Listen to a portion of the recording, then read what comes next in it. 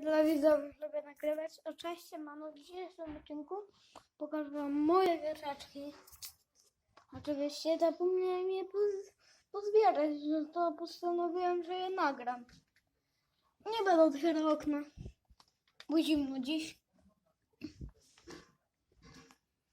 Ale zobaczymy je przez okno. O, nawet widać dobrze.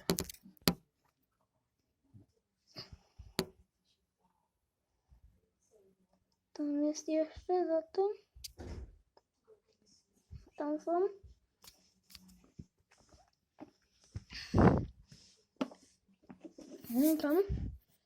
Tam są jeszcze. I tam jest jeszcze ten jeden. No wszystkie widać. Znaczy nie rozkładam ich wszystkich. Pokażę wam jeszcze takiego jednego. Jak nagra. No ale może nagra. No nie jestem pewna, ale... Słuchajcie, moi drodzy. Najwyżej otworzę drzwi na sekundkę. Nie, tylko tu na wycieraczkę.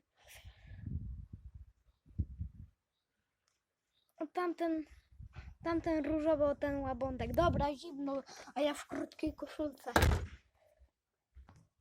No a tego wiatraka dużego. Tam jest rozdzielnica. Tam na kamieniach.